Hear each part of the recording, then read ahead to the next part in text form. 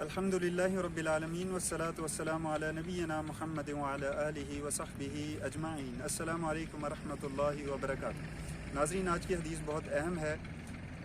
حدیث کا جو ٹاپک ہے یہ ہے وسیلہ۔ وسیلہ کسے کہتے ہیں اور کیسے وسیلے سے دعا مانگی جاتی ہے، آج اس حدیث مبارکہ میں ہم سیکھیں گے۔ حضرت عمر بن خطاب رضی اللہ تعالیٰ عنہ سے روایت ہے کہ رسول اللہ صلی اللہ علیہ وسلم نے فرمایا کہ تم میں سے پہلی امتوں میں 3 شخص تھے جو ایک سفر پہ نکلے، اور اس سفر میں جب ان کو رات آئی تو وہ کسی غار میں رک گئے۔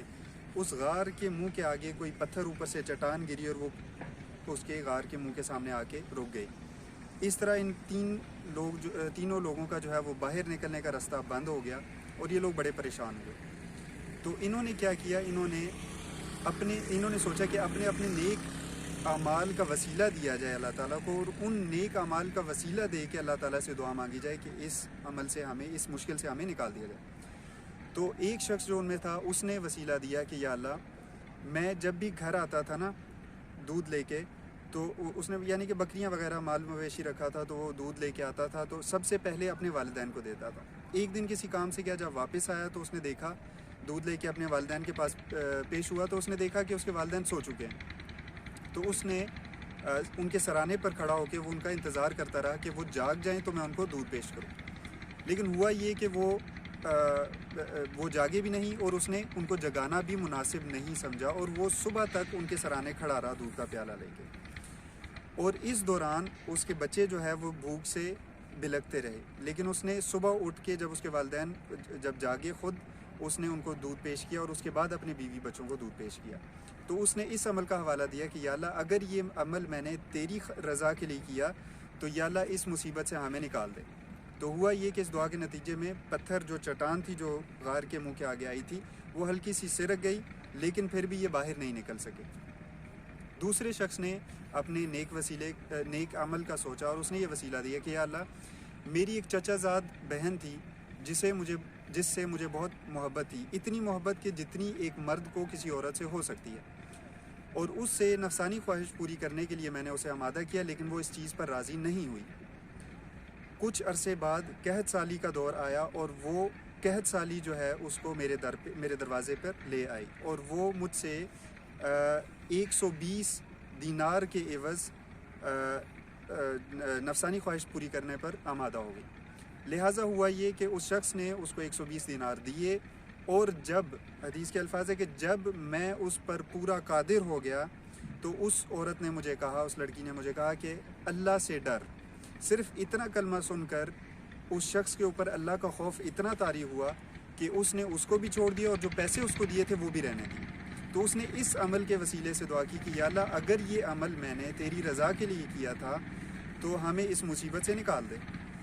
لہٰذا جو چٹان تھی وہ مزید سرکی اور تھوڑا سا اور راستہ بنا، لیکن پھر بھی یہ باہر نہیں نکل سکے۔ تیسرا جو شخص تھا اس نے اپنے نیک عمل کا وسیلہ دیا کہ یا اللہ، میرے پاس کچھ مزدور آئے تھے کام کرنے کے لیے، میں نے سب کو اجرت ان کی دے دی، لیکن ایک مزدور ایسا تھا جو کہ اجرت لیے بغیر چلا گیا۔ اس کی اجرت میں نے کسی کاروبار میں لگائی اور وہ کاروبار بڑھتا رہا، اور اس کے بعد یہ ہوا کہ اس شخص کو جب خیال آیا وہ واپس آیا اور اس نے کہا، اللہ کے بندے میری اجرت دے، تو نے مجھے نہیں دی تھی۔